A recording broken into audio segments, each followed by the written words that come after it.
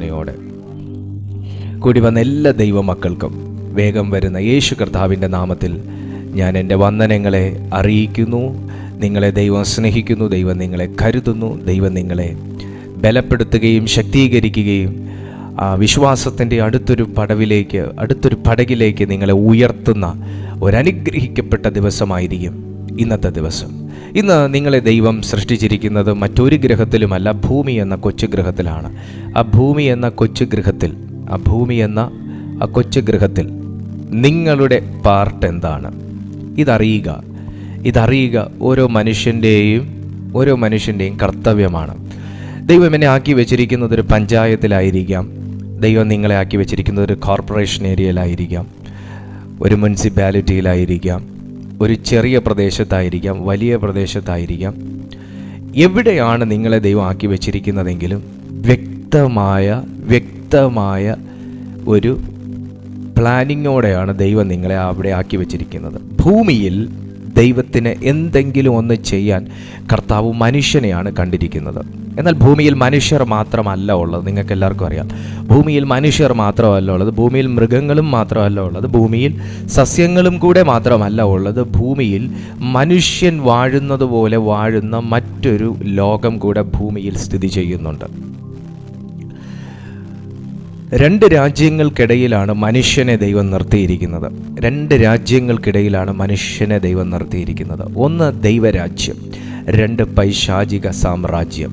ഈ രണ്ട് രാജ്യങ്ങൾക്കിടയിലാണ് ദൈവം മനുഷ്യനെ നിർത്തിയിരിക്കുന്നത്. മനുഷ്യനെ ദൈവം നിർത്തിയിരിക്കുന്നു എന്ന് പറയുമ്പോൾ വെറുതെ അല്ല ദൈവം മനുഷ്യനെ നിർത്തിയിരിക്കുന്നത്. ദൈവം മനുഷ്യനെ അതോറിറ്റിയോടെയാണ് നിർത്തിയിരിക്കുന്നത്. പക്ഷെ പലർക്കും ആ കാര്യം അറിയത്തില്ല, അല്ലെങ്കിൽ അറിയാവുന്ന വ്യക്തിക്ക് അതോറിറ്റി എങ്ങനെ യൂസ് ചെയ്യണമെന്നറിയത്തില്ല. കാരണം മനുഷ്യനെ വിശ്വസിക്കാതിരിക്കാൻ വേണ്ടി മനുഷ്യനിൽ തന്നെ ബലഹീനത സൃഷ്ടിച്ചിട്ട്,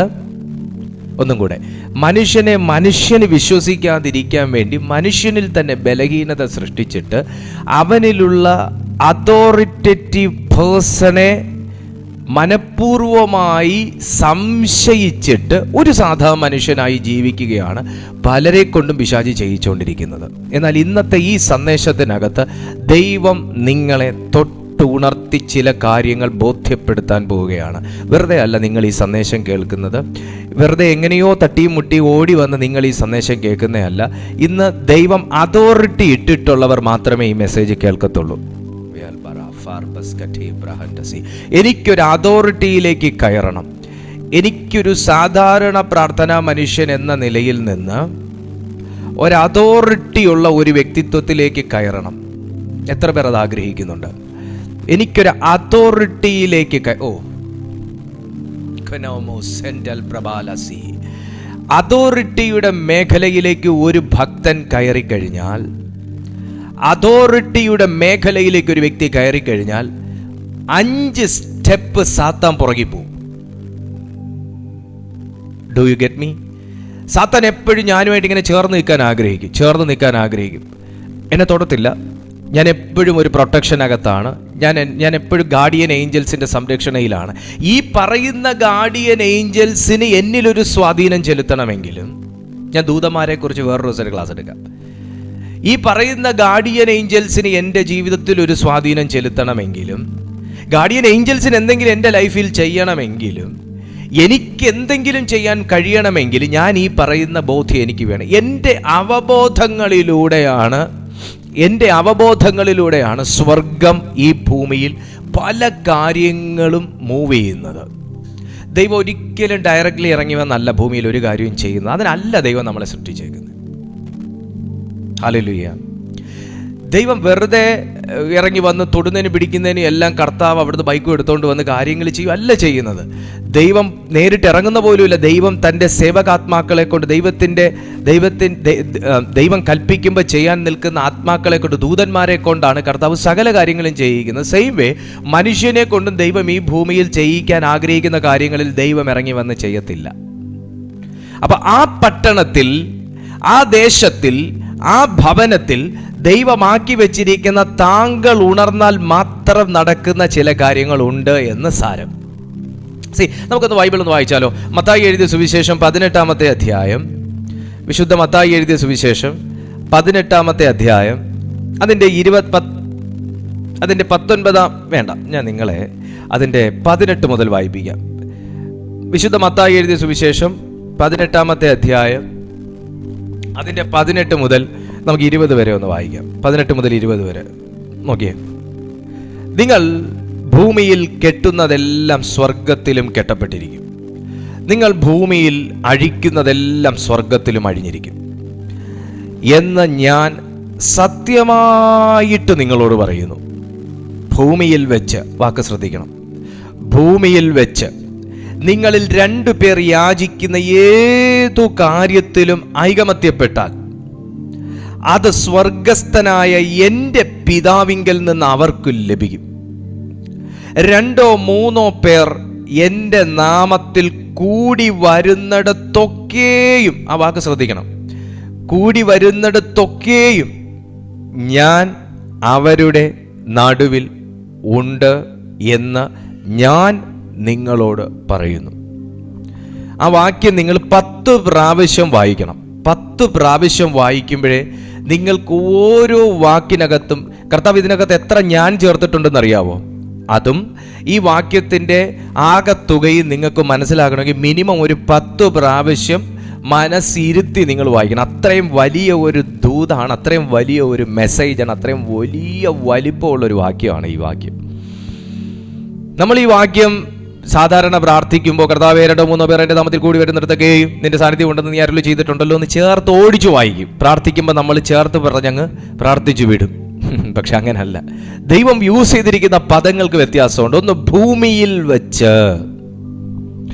ഞാനിപ്പോൾ ശപിക്കപ്പെട്ടൊരു ഭൂമിയിലാണെന്ന് പറയുന്ന വ്യക്തികൾ ആരെങ്കിലും ഉണ്ടെങ്കിൽ, ഞാനൊരു ശപിക്കപ്പെട്ട ഭവനത്തിനകത്താ, ശാപം മാറാത്തൊരു മണ്ണിനകത്താ, ഇതിനകത്തൊരു വാഴവിത്ത് നട്ടാൽ പോലും, വാഴത്തൈ കൊണ്ട് വെച്ചാൽ പോലും ഇവിടെ ഒന്നും കിളിർക്കാത്തൊരു മണ്ണാന്ന് പറയുന്ന താങ്കളോട് എനിക്കിന്ന് ഈ വചനം വളരെ ശക്തമായി പറയണമെന്ന് ആഗ്രഹമുണ്ട്. നിങ്ങൾക്ക് വേണ്ടിയിട്ട് പരിശുദ്ധാത്മാവ് ഈ സന്ദേശം ഇന്ന് അയച്ചിരിക്കുന്നത്.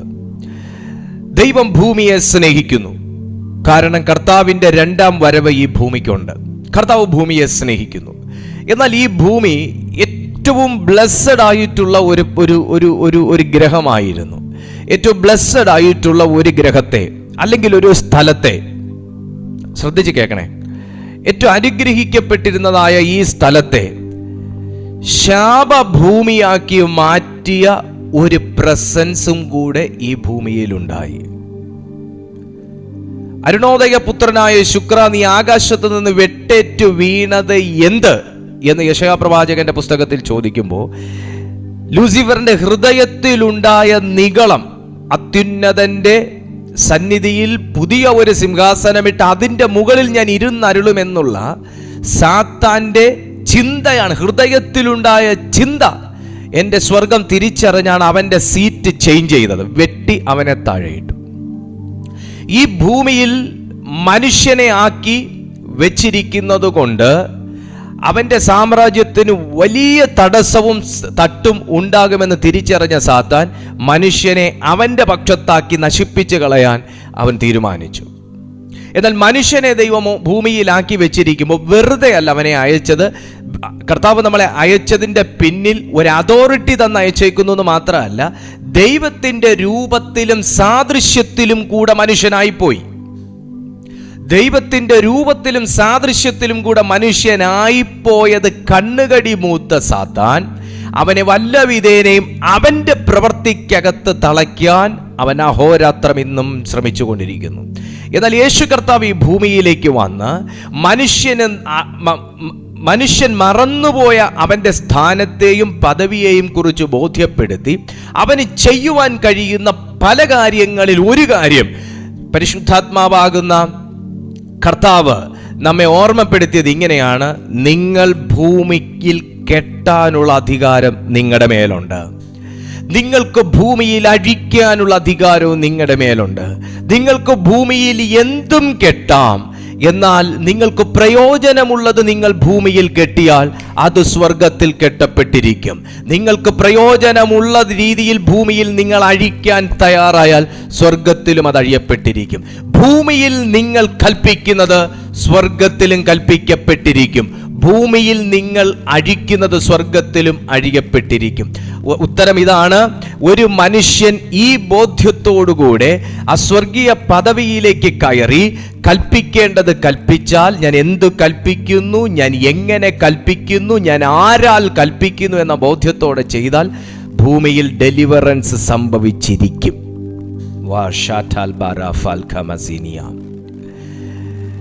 ഭൂമിയിൽ ഡെലിവറൻസ് സംഭവിച്ചിരിക്കും. യേശു പറഞ്ഞു, നിങ്ങൾ ഭൂമിയിൽ കെട്ടുന്നതെല്ലാം സ്വർഗത്തിൽ കെട്ടപ്പെട്ടിരിക്കും, നിങ്ങൾ ഭൂമിയിൽ അഴിക്കുന്നതെല്ലാം സ്വർഗത്തിൽ അഴിഞ്ഞിരിക്കും എന്ന് ഞാൻ സത്യമായിട്ട് നിങ്ങളോട് പറയുന്നു. അടുത്ത സ്ഥലം, ഭൂമിയിൽ വെച്ച്. എത്ര പ്രാവശ്യം കർത്താവ് ആ മെസ്സേജ് ഒന്ന് ശിഷ്യന്മാരിലേക്ക്, ജനത്തിലേക്ക് പാസ് ചെയ്യുമ്പോൾ സ്ഥലത്തെ ചൂണ്ടിക്കാണിക്കുന്നു എന്ന് നിങ്ങൾ ശ്രദ്ധിക്കണം. നിങ്ങൾ ഭൂമിയിൽ വെച്ച്, നിങ്ങൾ സ്വർഗത്തിൽ വെച്ച്. വീണ്ടും നിങ്ങൾ ഭൂമിയിൽ 2 പേർ. കണ്ടോ, ആ പദം, ആ സ്ഥലത്തിന് കൊടുക്കുന്ന പ്രാധാന്യം നിങ്ങളൊന്ന് ശ്രദ്ധിക്കണം. സ്ഥലത്തിന് കൊടുക്കുന്ന പ്രാധാന്യം. ആരോ പറയുന്നു, ഞാൻ ഈ ദേശത്ത് ജോലി ചെയ്താൽ എനിക്ക് രക്ഷപ്പെടാനൊക്കത്തില്ല, ഞാൻ ഈ പട്ടണത്തിൽ നിന്നാൽ എനിക്ക് രക്ഷപ്പെടാനൊക്കത്തില്ല, ഞാൻ ഈ മണ്ണിൽ ഞാൻ നിന്ന് കഴിഞ്ഞാൽ എനിക്ക് രക്ഷപ്പെടാനൊക്കത്തില്ല. അല്ല, അങ്ങനെയല്ല. നിങ്ങളെ അങ്ങനത്തെ ഒരവസ്ഥയിൽ നിങ്ങളുടെ ബോധ്യത്തെയും ചിന്തകളെയും നിങ്ങളുടെ വിശ്വാസങ്ങളെയും ആ തരത്തിൽ തിരിച്ചിട്ട് നിങ്ങളെ അങ്ങനത്തെ ഒരനുഭവത്തിലാക്കി നിർത്തിയിട്ട് നിങ്ങളുടെ അതോറിറ്റിയെ നിങ്ങളെ കൊണ്ട് മറപ്പിച്ച് കളയുക. ഇതാണ് സാത്താന്റെ തന്ത്രം. Power of God. നിങ്ങളെ ആ സ്വർഗീയ മർമ്മത്തിലേക്കാണ് പരിശുദ്ധാത്മാവിന്ന് നയിച്ചുകൊണ്ടിരിക്കുന്നത്. ആ സ്വർഗീയ മർമ്മത്തിലേക്ക്.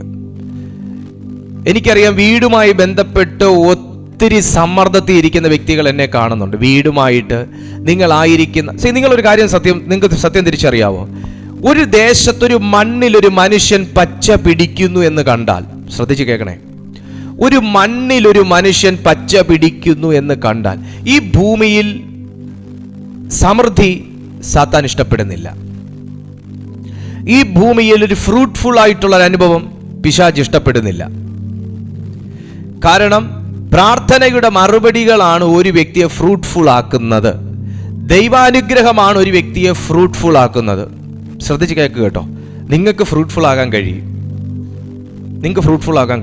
ശ്രദ്ധിച്ച് കേട്ടോ. പക്ഷെ ഒരു മനുഷ്യൻ മണ്ണിൽ അവൻ ഫ്രൂട്ട്ഫുൾ ആകുന്നു.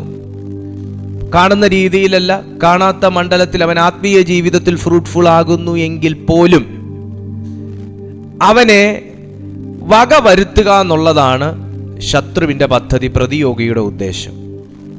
എന്നാൽ കർത്താവ് നമ്മളെ കർത്താവ് അനുഗ്രഹിക്കുന്നത് ഇവിടുന്ന് വലിച്ചെടുത്ത് മേളിൽ കൊണ്ടുപോയിട്ടല്ല കേട്ടോ. കർത്താവ് ഈ ഭൂമിയിൽ മനുഷ്യനെ അനുഗ്രഹിക്കും. ഈ ഭൂമിയിൽ എല്ലാ നന്മകളെയും നൽകി ദൈവം ഒരു വ്യക്തിയെ ആദരിക്കും, മാനിക്കും. ദൈവത്തോട് കൂടെ നീതിയോടെ, ന്യായത്തോടെ, സത്യസന്ധതയോടെ, വിശുദ്ധിയോടെ, വൃത്തിയോടെ ഒരു മനുഷ്യൻ കർത്താവിൻ്റെ കൂടെ നിന്നാൽ ദൈവം ഒരു വ്യക്തിയെ മാനിക്കും, അനുഗ്രഹിക്കും. അവൻ്റെ ജീവിതത്തിൽ പ്രതിസന്ധികൾ വരും, പ്രശ്നങ്ങൾ വരും, രോഗം വരും, പോരാട്ടം വരും. എല്ലാ സംവിധാനങ്ങളും പിശാച് അവൻ്റെ ജീവിതത്തിൽ കുത്തിത്തിരുകാൻ നോക്കിയാൽ അതിൻ്റെ അകത്തുനിന്നെല്ലാം ദൈവം അവനെ ഉയർത്തിയിരിക്കും. ദൈവം അവനെ എടുത്തു മാറ്റും. അപ്പൊ ഒരു വ്യക്തി ഭൂമിയിൽ ഫ്രൂട്ട്ഫുൾ ആകുന്നു, ഒരു വ്യക്തി ഭൂമിയിൽ പച്ച പിടിക്കുന്നു എന്ന് കാണുമ്പോൾ തന്നെ അതിന് എതിരെ നിൽക്കാൻ സാത്താൻ വരും. എന്നാൽ ഒരു ദൈവകൃപയുള്ളൊരു മനുഷ്യൻ തിരിച്ചറിയണം, അവനെ ഭൂമിയിൽ എല്ലാ നിലകളിലും നിലനിർത്തിക്കൊണ്ടു പോകാനുള്ള ഒരു വിളിയാണ് അവൻ്റെ മേൽ കിടക്കുന്നത്. അവന് നിലനിൽക്കാനും അവന് മറ്റുള്ളവരെ നിലനിർത്താനുമുള്ള ഒരു അതോറിറ്റിയും കൂടെ കർത്താവ് കൊടുത്തിട്ടുണ്ട്. ശ്രദ്ധിച്ച് കേൾക്കണേ. നിങ്ങൾക്ക് ദൈവം 2 കുഞ്ഞുങ്ങളെ തന്നിരിക്കുന്നു, അല്ലെങ്കിൽ 3 കുഞ്ഞുങ്ങളെ തന്നിരിക്കുന്നു. നിങ്ങൾക്ക് നിലനിൽക്കാനും നിങ്ങളുടെ കൂടെ ആക്കി വെച്ചേക്കുന്നവരെ പിടിച്ചു നിർത്താനുമുള്ള ഒരു അനോയിന്റിങ് കർത്താവ് നിങ്ങളുടെ മേലിട്ടിട്ടുണ്ട്. ഒരു കവറിങ് അനോയിന്റിങ്. ഒരു ഫാമിലിയെ കവർ ചെയ്യാൻ ദൈവം ആ വീട്ടിനകത്ത് ഏതെങ്കിലും ഒരു വ്യക്തിയെ അഭിഷേകം ചെയ്തിട്ടുണ്ടായിരിക്കും. നിങ്ങളുടെ റൈറ്റ് ഹാൻഡിൻ്റെ അത്രയും ഒരു ബലം നിങ്ങളുടെ ലെഫ്റ്റ് ഹാൻഡിന് ഉണ്ടാവണമെന്നില്ല. ചിലർക്ക് തിരിച്ചാ, ചിലരുടെ ലെഫ്റ്റ് ഹാൻഡിൻ്റെ അത്രയും പവർ റൈറ്റ് ഹാൻഡിന് ഉണ്ടാവണമെന്നില്ല. അപ്പോൾ വീട്ടിലുള്ള അംഗങ്ങളിലും നിങ്ങളുടെ അത്രയും ബലം വീട്ടിലുള്ള എല്ലാവർക്കും ഉണ്ടാകണമെന്നില്ല. നിങ്ങളുടെ അത്രയും ഒരു സ്പിരിച്വൽ പവർ, നിങ്ങളുടെ അത്രയും പ്രാർത്ഥിക്കുന്ന ഒരു മനോഭാവം വീട്ടിലുള്ളവർക്ക് ഉണ്ടാകണമെന്നില്ല. എന്നാൽ ആ ഭവനത്തിനകത്ത് നിങ്ങളെ കർത്താവ് അനോയിൻറ്റ് ചെയ്തൊരു സ്പെഷ്യൽ റേഞ്ചിൽ നിർത്തിയിട്ടുണ്ടെങ്കിൽ നിങ്ങളുടെ പ്രാർത്ഥന വീട്ടിലുള്ളൊരു വ്യക്തിയെ ഗാർഡ് ചെയ്യും. അത് നിങ്ങൾക്കുള്ള അതോറിറ്റിയാണ്. ദൈവം ഭൂമിയിൽ നിങ്ങൾക്ക് തന്നിരിക്കുന്ന അതോറിറ്റിയാണ്.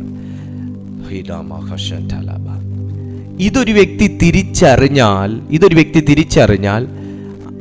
നിങ്ങൾ പ്രാർത്ഥിക്കുന്ന വ്യക്തി എത്ര പ്രാർത്ഥനാ ജീവിതത്തിൽ ബലഹീനനായാലും നിങ്ങൾ ആ വ്യക്തിയെ ഗാർഡ് ചെയ്യും. നിങ്ങളുടെ പ്രെയർ ആ വ്യക്തിയെ ഗാർഡ് ചെയ്യും. നിങ്ങളുടെ സ്പിരിറ്റ് ആ വ്യക്തിയെ കൂടെ കവർ ചെയ്ത് പ്രാർത്ഥിക്കും.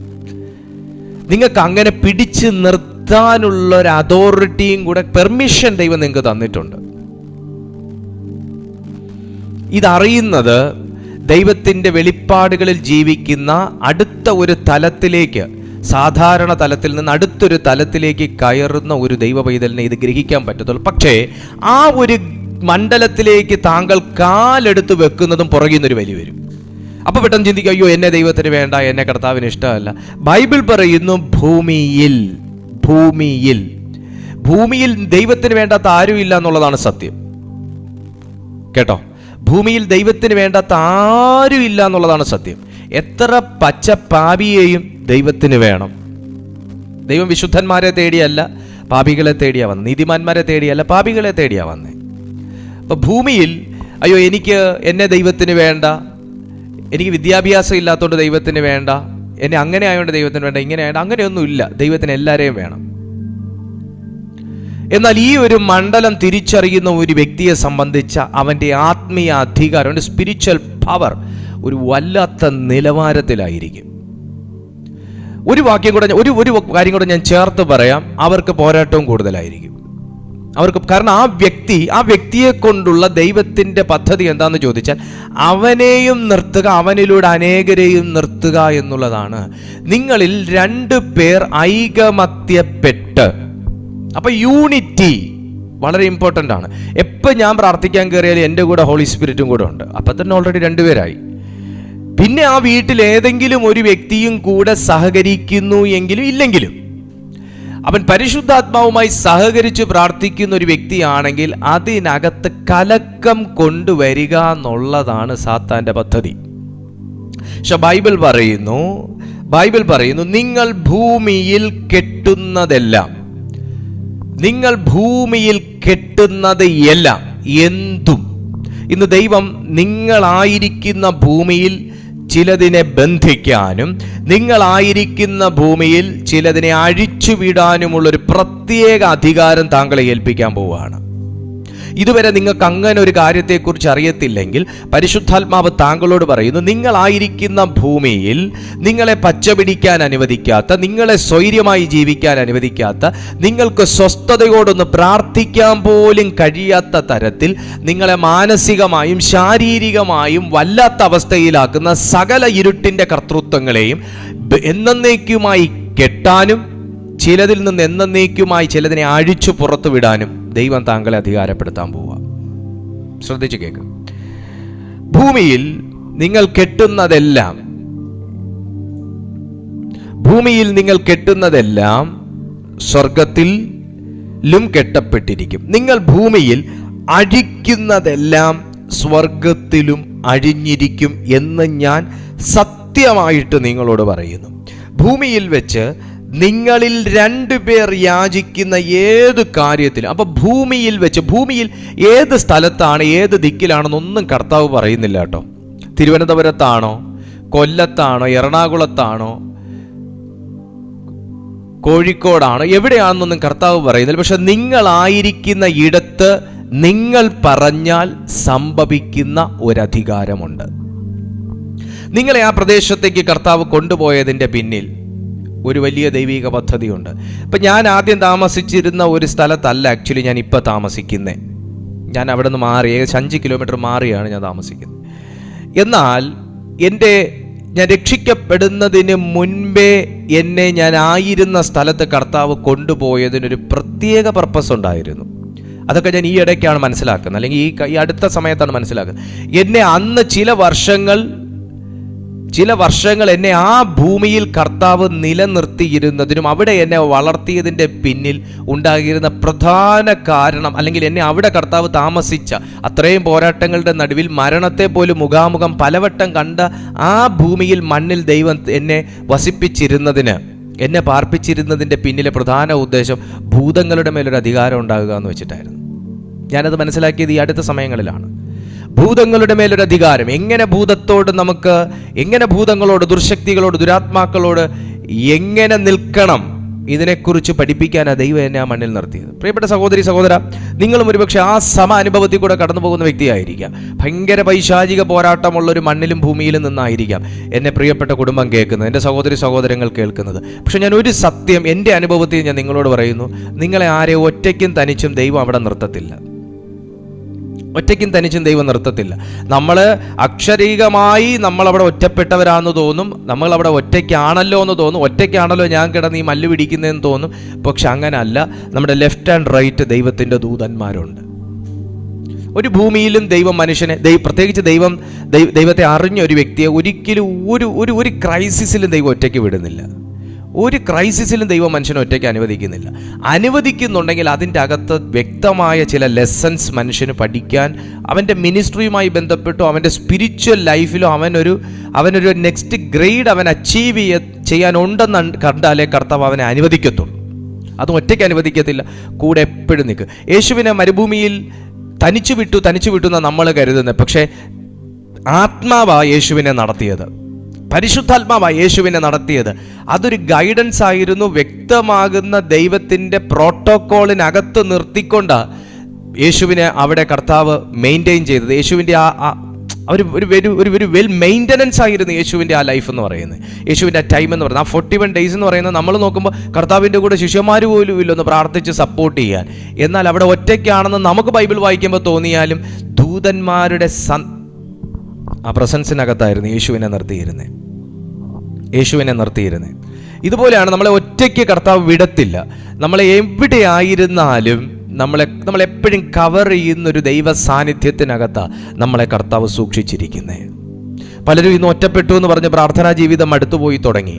പലരും ഇന്ന് ആ ഭവനത്തിനകത്ത് പ്രാർത്ഥിച്ചിട്ടും വിടുതലില്ല നിങ്ങൾ കരുതുന്നുണ്ട്. പക്ഷെ അങ്ങനെയല്ല. നിങ്ങൾക്ക് ചില ലെസൺസ് പരിശുദ്ധാത്മാവിന് പഠിപ്പിക്കാനുണ്ട്. നിങ്ങൾ ഭൂമിയിൽ നമ്മൾ സ്ഥലം മാറിയാലേ വിടുതലുള്ളൂ, ഭൂമി വിറ്റാലേ വിടുതലുള്ളൂ, ഈ ഏരിയ വിറ്റാലേ രക്ഷയുള്ളൂ എന്ന് പറഞ്ഞാൽ നിങ്ങളൊരു സത്യം തിരിച്ചറിയുക. ദൈവം ഒരു പാഠം പഠിപ്പിക്കാൻ തീരുമാനിച്ചു കഴിഞ്ഞാൽ നമ്മൾ ആ ചാപ്റ്റർ വലിച്ചു കീറി എന്ന് പറഞ്ഞ് ആ പാഠം ദൈവം പഠിപ്പിക്കാതിരിക്കുന്നില്ല. സ്തോത്രം. നമ്മൾ ആ പാഠപുസ്തകത്തിൻ്റെ ആ ഒരു പേജ് വലിച്ചു കീറി എന്ന് പറഞ്ഞ് നമുക്ക് പഠിക്കാനുള്ളത് കുറയുന്നില്ല. അവിടുന്ന് മറ്റൊരിടത്ത് കൊണ്ടുപോയിട്ടാണെങ്കിലും കർത്താവ് നമ്മളെ പഠിപ്പിക്കും. ബിക്കോസ് ദൈവത്തിൻ്റെ അതോറിറ്റി ഒരു വ്യക്തിയിൽ ഫുൾ ഫ്ലഡ്ജിൽ വർക്കൗട്ട് ആകണമെന്നുണ്ടെങ്കിൽ നമ്മൾ കർത്താവിൻ്റെ കൂടെ നിന്ന് പഠിച്ചാലേ പറ്റത്തുള്ളൂ. നിങ്ങൾ ഭൂമിയിൽ, അപ്പോൾ കർത്താവ് പറയുന്ന 2 കാര്യം, ഒന്ന് കെട്ടണം, അഴിക്കണം.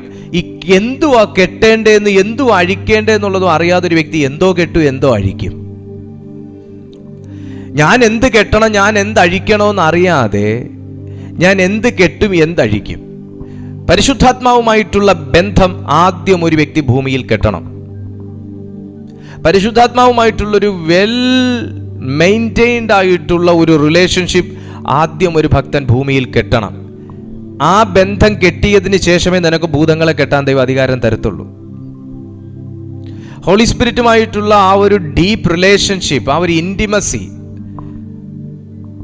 ആ ഒരു കമ്മ്യൂണിയൻ നമുക്ക് ആദ്യം കെട്ടിയാൽ മാത്രമേ സ്വർഗത്തിൽ അത് ബിൽഡപ്പ് ആകത്തുള്ളൂ, സ്വർഗത്തിൽ അത് റെക്കോർഡ് ആകത്തുള്ളൂ. അതാ പറഞ്ഞു, നിങ്ങൾ ഭൂമിയിൽ കെട്ടുന്നത് സ്വർഗത്തിൽ കെട്ടപ്പെട്ടിരിക്കും.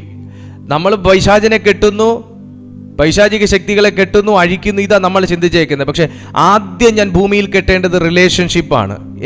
അതാ യേശു പറഞ്ഞത്, എന്നെ പിരിഞ്ഞ് നിങ്ങൾക്കൊരു നാളും ഒന്നും ഈ ഭൂമിയിൽ ചെയ്യാനൊക്കത്തില്ല. എന്നെ പിരിഞ്ഞ് നിങ്ങൾക്കൊരു നാൾ ഒന്നും ഈ ഭൂമിയിൽ ചെയ്യാനൊക്കത്തില്ല. ഞാൻ ആത്മാവിൽ താങ്കളെ നോക്കി പ്രവചിക്കുന്നു, നിങ്ങൾക്ക് ഇരുട്ടിൻ്റെ ശക്തികളെ അഴിക്കാൻ ദൈവം അധികാരം തരും. നിങ്ങളെ അസ്വസ്ഥപ്പെടുന്ന, നിങ്ങളെ ടോർമെന്റ് ചെയ്യുന്ന സ്പിരിറ്റുകളെ നിങ്ങളുടെ അധരത്തിൽ നിന്ന് പുറത്തു വരുന്ന വാക്കുകൊണ്ട് ദൈവം ശാസിക്കും. നിങ്ങളുടെ ബ്ലെസ്സിങ്സിനെ തടയുന്ന സകല ഇരുട്ടിൻ്റെ ശക്തികളെ നിങ്ങളുടെ വായിലെ വാക്കുകൊണ്ട് ദൈവം തകർക്കും. നിങ്ങളുടെ മുന്നേറ്റത്തിന് തടസ്സമായി നിൽക്കുന്ന, നിങ്ങളുടെ ഹെൽത്തിന് വിരോധമായി നിൽക്കുന്ന സകല ഇരുട്ടിൻ്റെ ശക്തികളെയും നിങ്ങളുടെ വായിലെ പ്രാർത്ഥനയിൽ ദൈവം തകർക്കും. ഒറ്റ കാര്യം ചെയ്താൽ മതി. നീയും നിന്റെ ദൈവവുമായിട്ടുള്ള റിലേഷൻഷിപ്പ് സ്ട്രോങ് ആയാൽ മതി.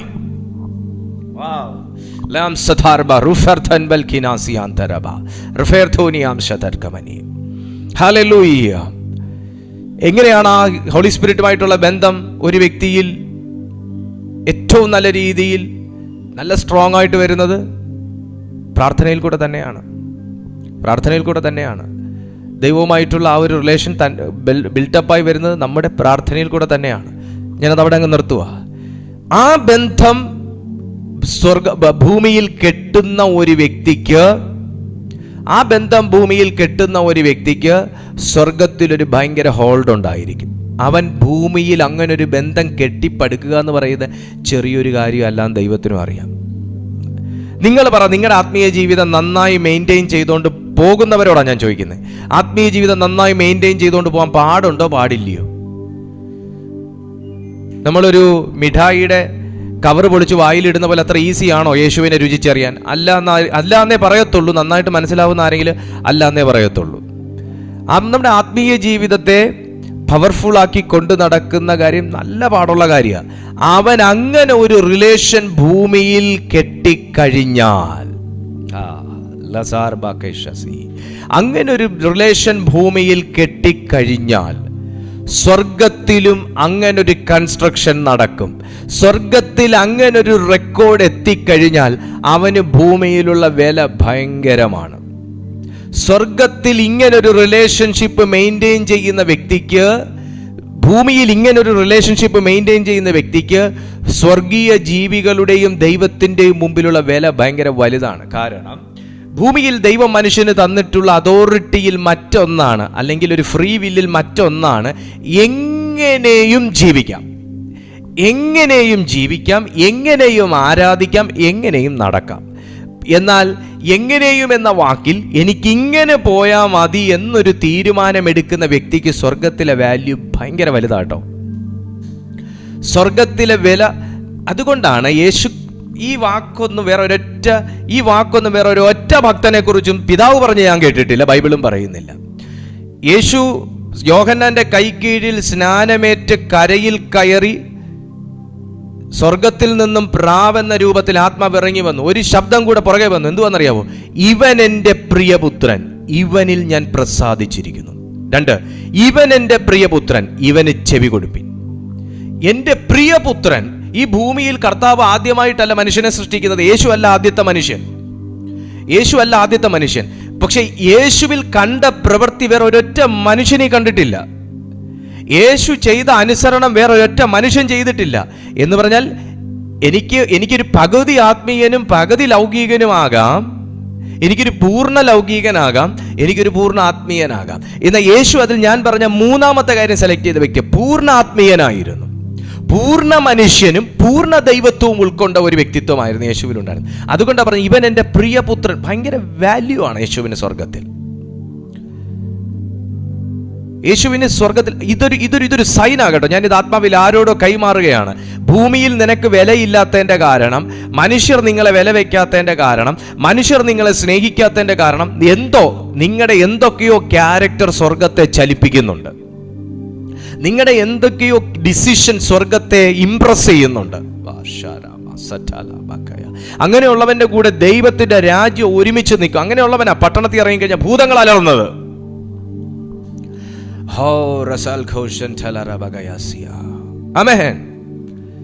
ശ്രദ്ധിച്ചേ, നിങ്ങൾ ഭൂമിയിലെടുക്കുന്ന ഡിസിഷൻ സ്വർഗത്തിൽ വലിയ തീരുമാനങ്ങൾ എടുക്കാൻ പ്രേരിപ്പിക്കും.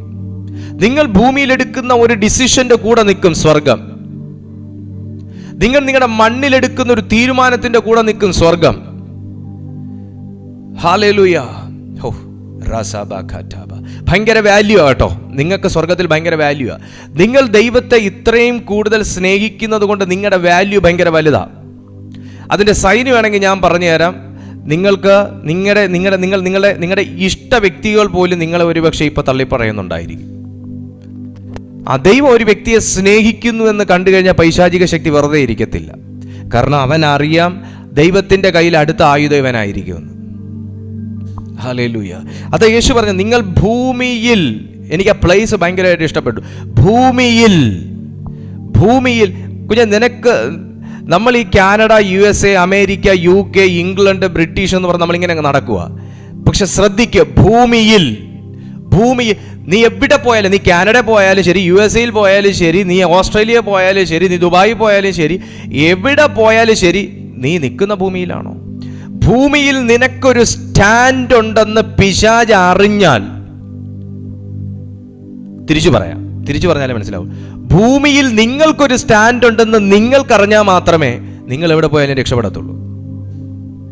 ഹല്ലേലൂയ. ഞാൻ ഇന്ത്യയിൽ നിന്നിട്ട് പച്ച പിടിക്കുന്നില്ല. ഇന്ത്യയിൽ നിന്ന് വേറെ പണിയില്ലേ? വേറെ രാജ്യത്ത് നീ എവിടെ പോയാലും ഏത് രാജ്യത്തിൽ പോയാലും, ഏത് പഞ്ചായത്തിൽ പച്ച പിടിക്കാത്തവൻ രാജ്യങ്ങളിൽ പോയാൽ പച്ച പിടിക്കൂ? ശ്രദ്ധിക്കുക, എന്ന് പറഞ്ഞാൽ രാജ്യത്തിൽ പോയാൽ പച്ച പിടിക്കത്തില്ല എന്നല്ല. പഞ്ചായത്തിൽ പച്ച പിടിക്കണമെങ്കിലും രാജ്യങ്ങളിൽ പച്ച പിടിക്കണമെങ്കിലും ഞാൻ എന്നിൽ നിക്ഷിപ്തമായിരിക്കുന്ന അധികാരത്തെ തിരിച്ചറിയണം, റിയലൈസ് ചെയ്യണം. അതെന്നിൽ ആക്ടിവേറ്റഡ് ആകണം. ഞാൻ ആരെ കൊണ്ട് പ്രാർത്ഥിപ്പിച്ചിട്ട് പോയാലും ശരി, ആ ഒരു കെട്ടുപണി എന്നിൽ ഭൂമിയിൽ നടന്ന, ഞാനും ആ ഒരു ദൈവവുമായിട്ടുള്ള ഇൻറ്റിമസി അത് അത്രയും ഡീപ്പാണ്. അത് നല്ല വെൽ കൺസ്ട്രക്റ്റഡ് ആണ്.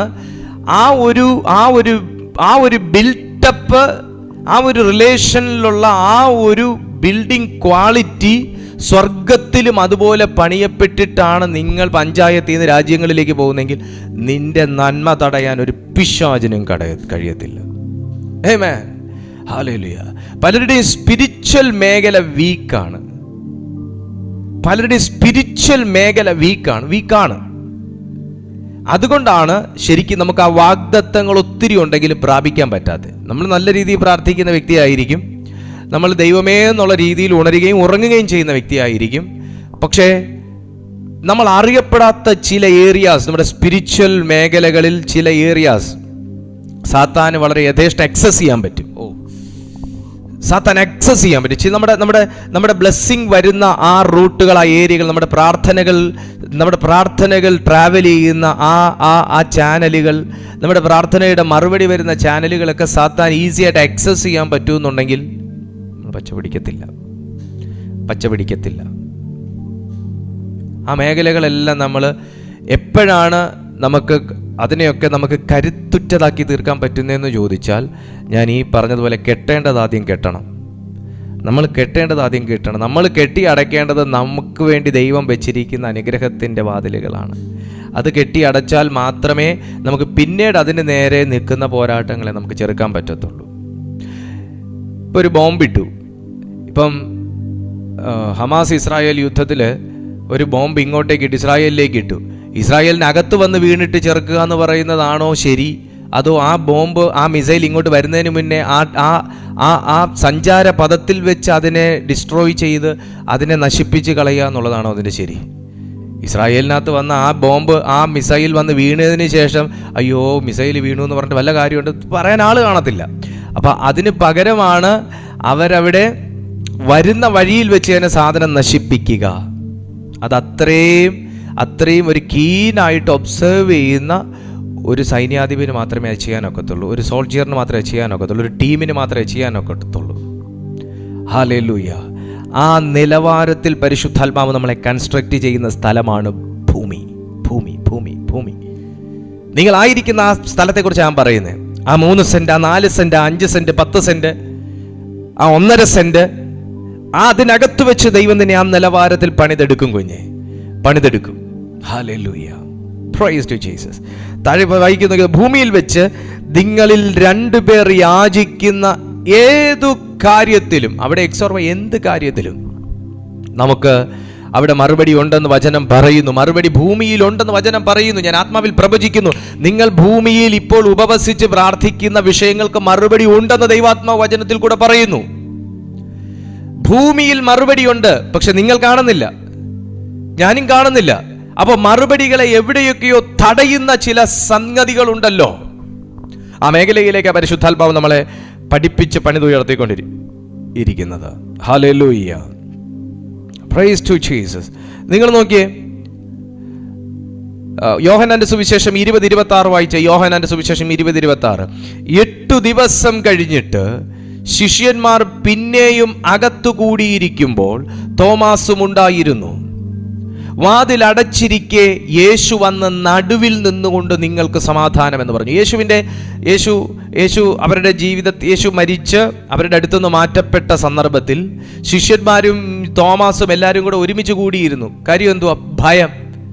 യഹൂദന്മാരെയുള്ള ഭയം. യേശുവും അടുത്തുനിന്ന് പോയപ്പോൾ അവരുടെ ഉള്ളിൽ ഭയം തുടങ്ങി. ഈ ഭയത്തിനകത്തും ഉടലെടുക്കുന്ന ഒരു വല്ലാത്ത സംഭവമുണ്ട്, പരാജയം.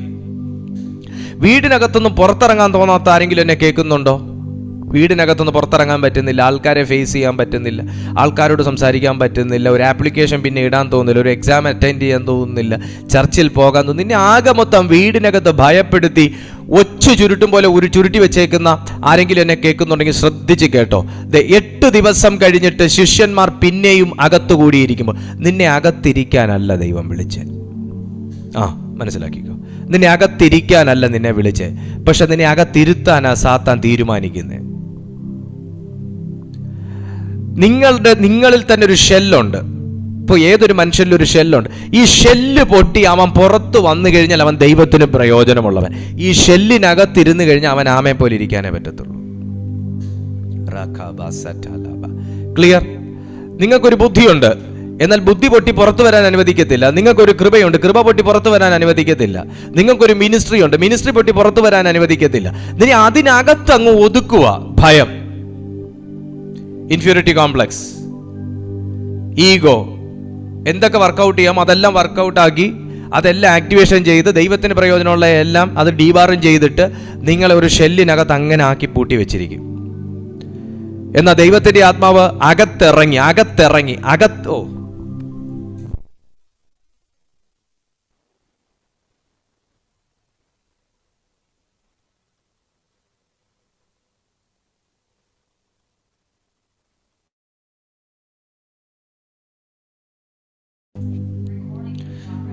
ശ്രദ്ധിച്ചേ, ഒന്നുകൂടെ നിങ്ങളൊന്ന് ശ്രദ്ധിച്ചേ. യേശു കർത്താവ് ശിഷ്യന്മാരും തോമാസും അകത്തിരുന്ന സന്ദർഭത്തിൽ അവരുടെ വീടിൻ്റെ അകത്ത് ഇറങ്ങി. നോക്കിയേ, അവരുടെ മുമ്പിൽ യേശു വെച്ച ആദ്യത്തെ വാക്യത നിങ്ങൾക്ക് സമാധാനം. ഈ ഭൂമിയിൽ കർത്താവിനെ അന്വേഷിക്കുകയും അറിയുകയും ചെയ്യുന്ന ഏതൊരു വ്യക്തിക്കുമുള്ള ഒരു അവകാശമാണ് സമാധാനം. യേശു നമുക്ക് നൽകിയ സമാധാനം. എന്നാൽ പലരുടെയും ജീവിതത്തിൽ അത് നമുക്ക് അങ്ങനെ ഇങ്ങനെ പെട്ടെന്ന് കണ്ടെത്തുക സാധ്യമല്ല. നമ്മളെല്ലാവരും ഇമോഷണലി സാത്താൻ നമ്മുടെ ജീവിതത്തിൽ കൊണ്ടുവരുന്ന എല്ലാ ഇമോഷൻസിനകത്തും നമ്മൾ പെട്ടുപോയിട്ട് അവസാനം സമാധാനത്തെ ദൈവത്തോട് വീണ്ടും ചോദിക്കുന്ന വ്യക്തിത്വങ്ങളാണ് എന്ന ബോധ്യത്തോടെയാണ് ഞാൻ സംസാരിക്കുന്നത്. യേശു നമുക്ക് നൽകിയ സമാധാനം നമുക്ക് ആദ്യം ഓപ്പറേറ്റ് ചെയ്യേണ്ട സ്ഥലമാണ്. പിശാച് ആദ്യം നമ്മുടെ ലൈഫിൽ കൊണ്ടുവരുന്ന ഭയത്തിൻ്റെ വേളകളിൽ അകത്ത് നിങ്ങളൊന്ന് വചനം വായിച്ചാലേ നിങ്ങൾക്ക് മനസ്സിലാവത്തുള്ളൂ. 8 ദിവസം കഴിഞ്ഞിട്ട് ശിഷ്യന്മാർ പിന്നെയും അകത്തുകൂടിയിരിക്കുമ്പോൾ തോമാസും ഉണ്ടായിരുന്നു. വാതിൽ അടച്ചിരിക്കെ, ആ ഭയം കൊണ്ട് വാതിൽ തുറക്കാൻ പറ്റുന്നില്ല അവർക്ക്. അപ്പൊ പറയൂ, ഡോറ് തുറക്കേണ്ടത് ദൈവമാണോ നമ്മളാണോ? ഓർത്ത് നോക്കിയേ. അവർക്ക് പുറത്തിറങ്ങി അവർക്ക് ദൈവം വെച്ചിരിക്കുന്ന ദൗത്യങ്ങൾ ചെയ്യാൻ കഴിയുന്നില്ല. അവരെന്തോ വീണ്ടും ഇപ്പോഴും പ്രതീക്ഷിച്ചുകൊണ്ടിരിക്കുക. അവരുടെ മധ്യത്തിൽ ഇറങ്ങിയിട്ട് യേശു പറയുന്നത് നിങ്ങൾക്ക് സമാധാനം. ഈ സമാധാനത്തോടെ ഇവർക്ക് ഡോറ് തുറന്ന് പുറത്തു പോകാൻ കഴിയുമായിരുന്നു. പക്ഷെ അവർ തന്നെ നിർബന്ധമായി അവരുടെ മുമ്പിൽ ഒരു അടച്ചു വെച്ചിരിക്കുന്ന ഒരു കംഫർട്ട് സ്റ്റേഷനാണ് അടച്ചിട്ട അവരുടെ മുറി. കാരണം അടച്ചിട്ടാൽ അതിനകത്ത് ആരും വരത്തില്ല എന്നുള്ള അവരുടെ ജീവിതത്തിൽ എടുത്തിരിക്കുന്ന ഭരണം, ആ ചിന്തയിൽ എടുത്തിരിക്കുന്ന ഭരണം. ദൈവാത്മാവിൽ ഞാൻ ആരോടോ പറയുന്നു, നമുക്ക് മുമ്പിൽ കൊട്ടി അടച്ചിരിക്കുന്ന ആ വാതിൽ നിങ്ങൾ ബ്രേക്ക് ചെയ്യണം. ദൈവത്തിനകത്ത് കടക്കണമെങ്കിലും ദൈവം നമ്മുടെ ജീവിതത്തിൽ പ്രവർത്തിക്കണമെങ്കിലും ഞാൻ എൻ്റെ ജീവിതത്തിൽ സ്ഥാപിച്ചു വെച്ചിരിക്കുന്ന വാതിലുകൾ നമ്മൾ പൊളിച്ച് കളയണം. നിങ്ങൾക്ക് സമാധാനം. യേശു പറഞ്ഞ വാക്കഥ, നിങ്ങൾക്ക് സമാധാനം.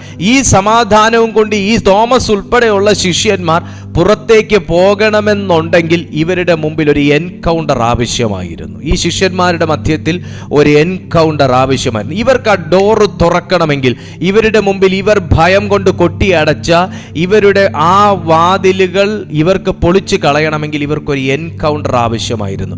ആ എൻകൗണ്ടർ യേശു നൽകാൻ മടിച്ചില്ല. ആ എൻകൗണ്ടർ നൽകാൻ മടിച്ചില്ല. അവരുടെ മധ്യത്തിൽ നിന്നുകൊണ്ട് പറഞ്ഞു, നിങ്ങൾക്ക് സമാധാനം, നിങ്ങൾക്ക് സമാധാനം, നിങ്ങൾക്ക് സമാധാനം. കൊരിന്ത്യർക്ക് എഴുതിയ 1-ാമത്തെ ലേഖനം 5:4, നിങ്ങളും എൻ്റെ ആത്മാവും നമ്മുടെ കർത്താവായ യേശുവിൻ്റെ ശക്തിയോടെ ഒന്നിച്ചു കൂടിയിട്ട് നമ്മുടെ കർത്താവായ യേശുവിൻ്റെ നാമത്തിൽ, നമ്മുടെ കർത്താവായ യേശുവിൻ്റെ നാമത്തിൽ, നമ്മുടെ കർത്താവായ യേശുവിൻ്റെ നാമത്തിൽ. അതിൻ്റെ മീനിങ് അടുത്ത് മത്തായി 28:20 വായിച്ചാൽ കൂടുതൽ മനസ്സിലാകും. ഞാൻ നിങ്ങളോട് കൽപ്പിച്ചതൊക്കെയും പ്രമാണിപ്പാൻ തക്കവണ്ണം ഉപദേശിച്ചും കൊണ്ട് സകല ജാതികളെയും ശിഷ്യരാക്കിക്കൊള്ളുവിൻ. ആരുടെ നാമത്തിലാ? കർത്താവിൻ്റെ നാമത്തിൽ. നമ്മൾ കൊരിന്ത്യർക്ക് എഴുതിയ ലേഖനത്തിൽ വായിച്ചു, നമ്മുടെ കർത്താവായ യേശുവിൻ്റെ നാമത്തിൽ സകല ജാതികളെയും ശിഷ്യരാക്കിക്കൊള്ളുവിൻ. ഞാൻ ലോകാവസാനത്തോളം എല്ലാ നാളും നിങ്ങളോടുകൂടെ ഉണ്ട്. ഞാൻ ലോകാവസാനത്തോളം എല്ലാ നാളും നിങ്ങളോടുകൂടി. ലോക അവസാനത്തോളം, ഭൂമിയെക്കുറിച്ചാണ് പറയുന്നത്. എല്ലാ നാളും, ഈച്ച് ആൻഡ് എവരി ഡേ നിങ്ങളോട് കൂടെയുണ്ട്, നമ്മളോട് കൂടെയുണ്ട്. നമ്മളോട് കൂടെയുള്ള കർത്താവ് നമുക്ക് യേശുവിൻ്റെ നാമത്തിൽ നൽകിയിട്ടുള്ള അതോറിറ്റിയിൽ ഓരോ ദിവസവും മുമ്പിലോട്ട് പോകാൻ നമുക്ക് അവസരം തന്നിരിക്കുമ്പോൾ, ബലാത്കാരമായി നമ്മുടെ മുമ്പിൽ നമ്മൾ അടച്ചു വെച്ചതും സാത്താൻ അടച്ചു വെച്ചതുമായ ആ വാതിലുകളെ നാം പൊളിക്കുന്ന ഇടത്താണ് ഒരു വ്യക്തിക്ക് സമൃദ്ധമായി വളരാനും പന്തലിക്കാനും കഴിയുന്നത്. തോമസ് ഉൾപ്പെടെയുള്ള ശിഷ്യന്മാരെ ദൈവത്തിന് യൂസ് ചെയ്യാൻ കഴിഞ്ഞത് അവരുടെ ഡോറുകളെ പൊളിച്ചു കളഞ്ഞതിന് ശേഷമാണ്. തോമസ് ഉൾപ്പെടെയുള്ള ശിഷ്യന്മാരെ കർത്താവിന് യൂസ് ചെയ്യാൻ കഴിഞ്ഞത്, യേശുവിൻ്റെ ശിഷ്യന്മാരെ പ്രാഗൽഭ്യത്തോടും ശക്തിയോടും ദൈവത്തിന് യൂസ് ചെയ്യാൻ കഴിഞ്ഞത് അവരടച്ചു വെച്ചിരുന്ന ഡോർ അവരെ കൊണ്ട് തന്നെ പൊളിപ്പിച്ചു കളഞ്ഞതിന് ശേഷമാണ്. നിങ്ങൾക്ക് സമാധാനം എന്നുള്ള വാക്കിനകത്തുകൂടെ യേശു അവരുടെ മേൽ നിക്ഷേപിച്ച ഒരു സ്വർഗീയ ധൈര്യമാണ് ആ വാതിൽ പൊളിച്ച് അധികാരികളുടെ മുമ്പിലേക്ക് ഇറങ്ങാൻ ദൈവം അവരെ പ്രേരിപ്പിച്ചത്.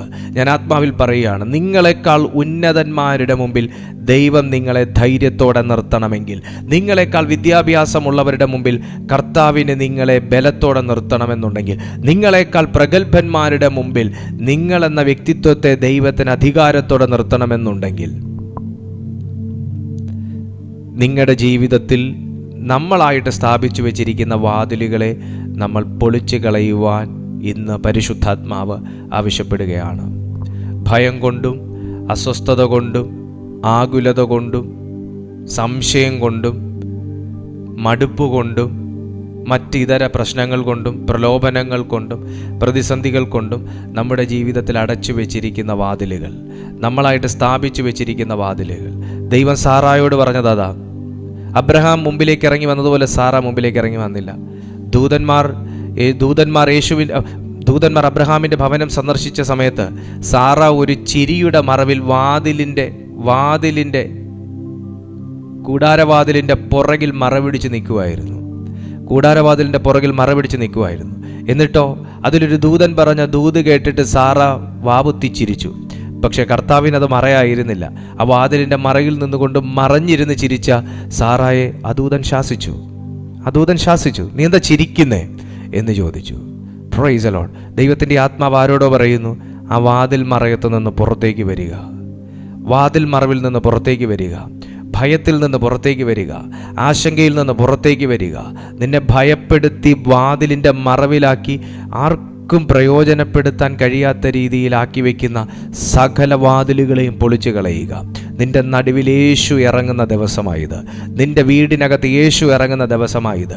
ശിഷ്യന്മാർ അകത്തൊത്തുകൂടിയിരുന്ന് ഇനി നമ്മൾ എന്തോ ചെയ്യും, കർത്താവും പോയി അന്നവും മുട്ടി എന്ന് പറഞ്ഞിരുന്ന സന്ദർഭത്തിൽ ആർക്കും അവരുടെ വീടിനകത്ത് കയറാൻ പ്രവേശനമില്ലാതെ, അവർ കൊട്ടിയടച്ച വാതിലിന് പോലും തടസ്സമില്ലാതെ, ആ വാതിലിൻ്റെ ലോക്കൊരു തടസ്സമല്ലാതെ അതിൻ്റെ മധ്യത്തിൽ യേശു ഇറങ്ങി വന്നെങ്കിൽ, പ്രിയപ്പെട്ട സുഹൃത്തെ, നിങ്ങൾ അടച്ചിട്ടകത്തിരിക്കുന്നോ, നിങ്ങളെ അകത്താക്കി കതകടച്ചോ, ഏതിൻ്റെ അകത്താണെങ്കിലും കർത്താവ് ഇറങ്ങി വന്നാൽ നിനക്കൊരു പുറപ്പാടുണ്ട്. പിന്നെ അവരാ വാതിലടച്ച് വീടിനകത്തിരുന്നു എന്ന് ബൈബിൾ നമ്മളെ പഠിപ്പിക്കുന്നില്ല. അവർ പിന്നെ പുറപ്പാടിന് വേണ്ടി ദൈവം അവരെ അഭിഷേകം ചെയ്തു, പുറപ്പാടിന് വേണ്ടി ദൈവം അവരെ ബലപ്പെടുത്തി. യേശു നൽകിയ സമാധാനത്തിനകത്ത് അങ്ങനെ ഒരു ഇമ്പാർട്ടേഷൻ ഉണ്ടായിരുന്നു. യേശു നൽകിയ സമാധാനത്തിനകത്ത് അങ്ങനെ ഒരു ബലമുണ്ടായിരുന്നു. യേശു നൽകിയ സമാധാനത്തിനകത്ത് അങ്ങനെ ഒരു അധികാരം കൂടെ ഉണ്ടായിരുന്നു. ഇന്ന് ദൈവാത്മാവ് പറയുന്നു, ആ ഭൂമിയിൽ ദൈവം നിന്നെ വിളിച്ചു വേർതിരിച്ചത് ഒരു അതോറിറ്റിയുള്ളൊരു പേഴ്സണായി മാറാനാണ്. ആ ദേശത്തിൽ ദൈവം താങ്കളെ വിളിച്ചിറക്കിയത് ഒരു അതോറിറ്റിയുള്ളൊരു പേഴ്സണായി മാറാൻ വേണ്ടിയിട്ടാണ്. അതോറിറ്റിയുള്ളൊരു പേഴ്സണായി ഭൂമിയിൽ വെച്ച് നിങ്ങൾ ഐകമത്യപ്പെട്ടാൽ, ഭൂമിയിൽ വെച്ച് നിങ്ങളിൽ രണ്ടുപേർ യാചിക്കുന്ന ഏത് കാര്യത്തിലും ഐകമത്യപ്പെട്ടാൽ അത് സ്വർഗസ്ഥനായ എൻ്റെ പിതാവിങ്കിൽ നിന്ന് അവർക്ക് ലഭിക്കും. നോക്കിക്കേ, ഭൂമിയിൽ വെച്ചുള്ള പ്രാർത്ഥനയിൽ മറുപടിയുണ്ട്. ഭൂമിയിൽ വെച്ചുള്ള പ്രാർത്ഥനയുടെ മറുപടിക്ക് തടസ്സമില്ല. ഈ വാക്യമെല്ലാം അത് പറയുന്നുണ്ട്. ഭൂമിയിൽ വെച്ചുള്ള പ്രാർത്ഥനയിൽ മറുപടിയുണ്ട്. ഭൂമിയിൽ വെച്ചുള്ള പ്രാർത്ഥനയുടെ മറുപടിക്ക് തടസ്സമില്ല, അത് ലഭിക്കുമെന്ന് പറയുന്നു. പക്ഷെ പ്രാർത്ഥനയുടെ മറുപടികളെ തടയുന്ന ചിലത് ഇന്നുമുണ്ട്. പ്രാർത്ഥനയുടെ മറുപടികളെ വൈകിപ്പിക്കുന്ന അവസ്ഥ ഇന്നുമുണ്ട്. എന്നാൽ ദൈവാത്മാവ് പറയുന്നു, 2-3 പേർ എൻ്റെ നാമത്തിൽ കൂടി വരുന്നിടത്തൊക്കെയും ഞാൻ അവരുടെ നടുവിലുണ്ട് എന്നും ഞാൻ നിങ്ങളോട് പറയുന്നു. ഭൂമിയിൽ വെച്ച് കർത്താവ് കെട്ടാൻ നമ്മളോട് ആവശ്യപ്പെട്ടു, ഭൂമിയിൽ വെച്ച് തന്നെ അഴിക്കാനും ദൈവം നമ്മളോട് ആവശ്യപ്പെടുന്നു. ഇന്ന് നിങ്ങളുടെ പ്രാർത്ഥനകളെ തടയുന്നതായിക്കോട്ടെ, അതിൻ്റെ മറുപടികളെ തടയുന്നതായിക്കോട്ടെ, എന്തോ ആയിക്കോട്ടെ, അതിനെ അഴിച്ച് നിങ്ങളുടെ നന്മയെ നിങ്ങൾക്ക് പ്രാപിക്കാൻ പരിശുദ്ധാത്മാവ് ഒരധികാരം നിങ്ങൾക്ക് തരാൻ പോവുകയാണ്. അത് നിങ്ങളുടെ ഒരധികാരമാണ്, അത് നിങ്ങളുടെ അവകാശമാണ്. നിങ്ങളുടെ അവകാശങ്ങളെ തടയുന്ന, നിങ്ങളുടെ അധികാരങ്ങളെ തടയുന്ന സകലത്തെയും തകർക്കുവാൻ ദൈവം നമുക്കൊരു കൃപ നൽകട്ടെ. എല്ലാ ദൈവമക്കളും ഒന്ന് പ്രാർത്ഥിച്ച്, ഭൂമിയിൽ വെച്ച് ചോദിക്കുന്ന കാര്യങ്ങൾക്ക് മറുപടിയുണ്ട്. 2-3 പേർ ഐകമത്യപ്പെട്ട് ചോദിക്കുന്ന കാര്യത്തിന് മറുപടിയുണ്ട്. പക്ഷേ ഭൂമിയിൽ വെച്ച് നീ മറുപടി പ്രാപിക്കത്തില്ല എന്ന വാദങ്ങൾ ഇന്ന് പരിശുദ്ധാത്മാവ് ബ്രേക്ക് ചെയ്യും.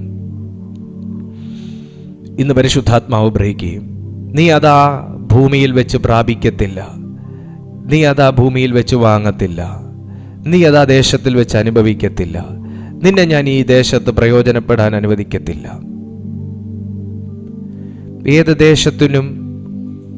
ഏത് ദേശവും ഭരിക്കുന്ന ദൈവത്തിൻ്റെ ആത്മാവ് ഉള്ളതുപോലെ തന്നെ ആ ദേശത്തെ അടക്കി വാഴുന്ന ഒരു ഇരുട്ടിൻ്റെ ശക്തിയുണ്ട്. ഒരു ദേശത്തേക്ക് ഒരു വ്യക്തി ചെല്ലുമ്പോൾ ആ ദേശത്തിൻ്റെ കർത്തൃത്വം, ആ ദേശത്തിൻ്റെ മേൽ കർത്തൃത്വം നടത്തുന്ന ഒരു വ്യക്തി, ഒരു ശക്തി ആ ദേശത്തേക്ക് മൂവ് ചെയ്യുന്ന വ്യക്തി അതോറിറ്റിക്കകത്തല്ലെങ്കിൽ അവനെ സ്വാധീനിക്കും. എനിക്കിതൊക്കെ എൻ്റെ മിനിസ്ട്രി കാലയളവിൽ കർത്താവ് പഠിപ്പിച്ചതാണ്. എന്നാൽ അതിനെ ജയിക്കാൻ തക്കവണ്ണമുള്ളൊരധികാരം താങ്കൾ പ്രാപിച്ചിട്ടില്ല എങ്കിൽ ആ ശക്തി നിങ്ങളെ കീഴ്പ്പെടുത്തും. എന്നാൽ ദൈവം താങ്കളോട് പറഞ്ഞു, ദൈവം താങ്കൾക്ക് തന്നൊരു വചനമാണ്, ഭൂമിയിൽ നീ കെട്ടുന്നത് സ്വർഗത്തിൽ കെട്ടപ്പെട്ടിരിക്കും. നീ ഭൂമിയിൽ അഴിക്കാൻ തയ്യാറാണെങ്കിൽ അതിനുള്ള കൽപ്പന സ്വർഗത്തിൽ നിന്ന് പുറപ്പെട്ടിരിക്കും. നിന്റെ അധരം പറയുന്നത് പോലെ ഭൂമിയിൽ ചെയ്യുന്ന ഒരു സ്വർഗീയ തലമുണ്ട്. നിങ്ങളുടെ വായിൽ നിന്ന് പുറപ്പെടുന്ന വാക്ക് പോലെ പ്രവർത്തിക്കുന്ന ഒരു സ്വർഗീയ തലമുണ്ട്. ആ സ്വർഗീയ തലത്തിലേക്ക് പരിശുദ്ധാത്മാവ് താങ്കളെ ഇന്ന് കൈപിടിച്ച് ഉയർത്താൻ പോവുകയാണ്. കമോൺ, ദൈവത്തോടൊന്ന് പറഞ്ഞ, പിതാവേ ആ സ്വർഗീയ അനുഭവത്തിലേക്ക് എന്നെ ഉയർത്തുക,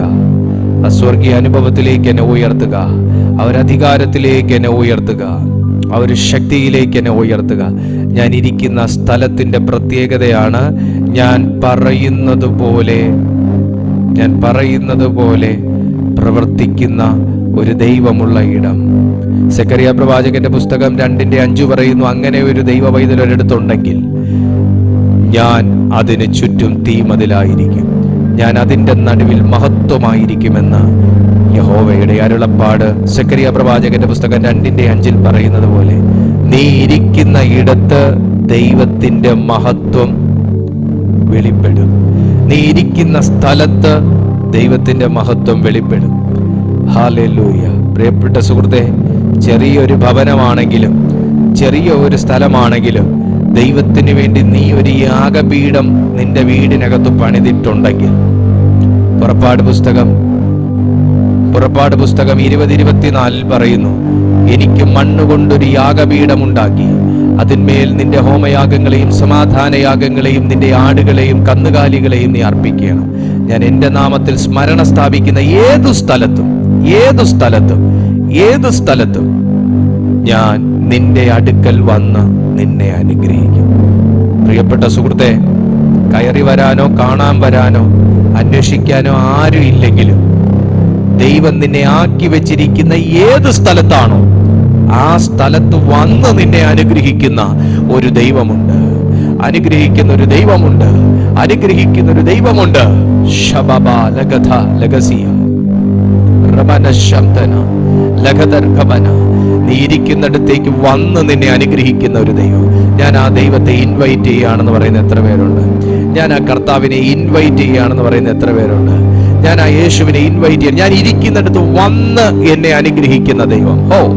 ഞാൻ ഇരിക്കുന്നിടത്ത് വന്ന്, നിങ്ങൾ ഇരിക്കുന്ന രാജ്യത്തിൽ വന്ന് നിങ്ങളെ അനുഗ്രഹിക്കുന്ന ദൈവം, നിങ്ങൾ ഇരിക്കുന്ന പട്ടണത്തിൽ വന്ന് നിങ്ങളെ അനുഗ്രഹിക്കുന്ന ദൈവം, നിങ്ങളായിരിക്കുന്ന സ്ഥലത്ത് വന്ന് നിന്നെ സൗഖ്യമാക്കുന്ന ദൈവം.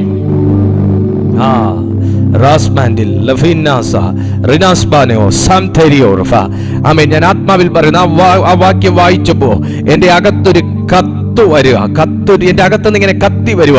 ഞാൻ എന്റെ നാമത്തിൽ സ്മരണ സ്ഥാപിക്കുന്ന ഏതു സ്ഥലത്തും, ഞാൻ എന്റെ നാമത്തിന്റെ സ്മരണ സ്ഥാപിക്കുന്ന ഏതു സ്ഥലത്തും ഞാൻ നിന്റെ അടുക്കൽ വന്ന് നിന്നെ അനുഗ്രഹിക്കും.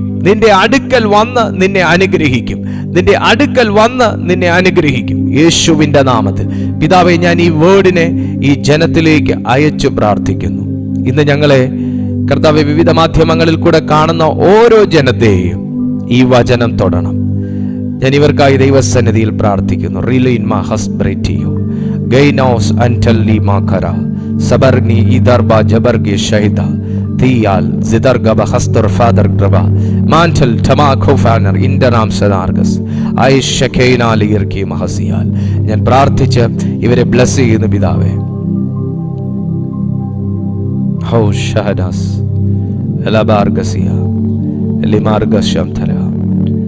കർത്താവേ, ഇവരിൽ രോഗികളായ ആരെങ്കിലും ഞങ്ങളെ കാണുന്നുണ്ടെങ്കിൽ, ഈ മീറ്റിംഗിൽ അറ്റൻഡ് ചെയ്യുന്നുണ്ടെങ്കിൽ, ഞാൻ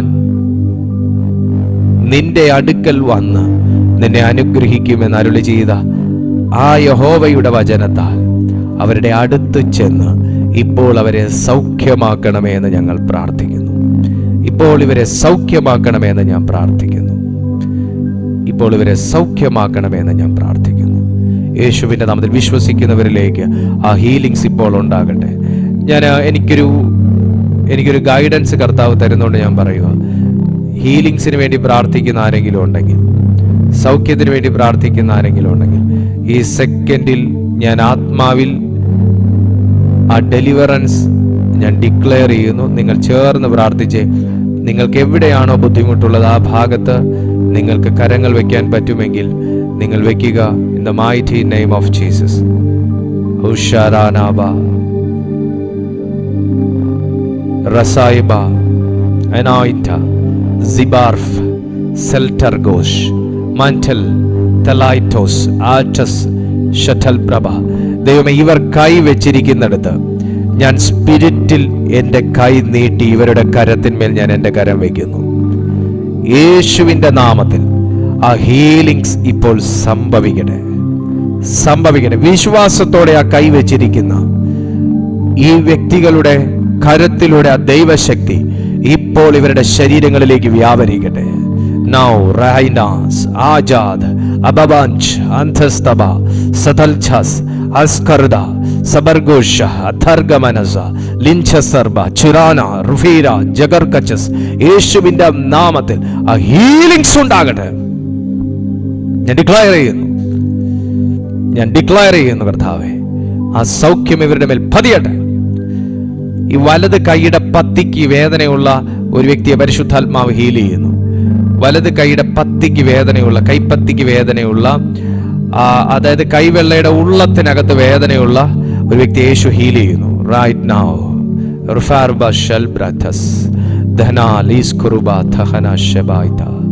സ്വർഗം അങ്ങനെ അത്ഭുതം ചെയ്തതിനായി നന്ദി പറയുന്നു.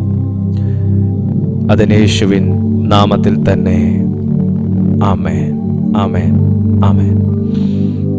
കർത്താവ് നിങ്ങളെ ഹീൽ ചെയ്തിട്ടുണ്ട്. കർത്താവ് നിങ്ങളെ സൗഖ്യമാക്കിയിട്ടുണ്ട്, ബലപ്പെടുത്തിയിട്ടുണ്ട്. ദൈവം വലിയ കാര്യങ്ങൾ നിങ്ങളുടെ ജീവിതത്തിൽ ചെയ്യട്ടെ, ഈ മേലാലും ചെയ്യട്ടെ എന്ന് ഞാൻ ആത്മാർത്ഥമായി പ്രാർത്ഥിക്കുന്നു.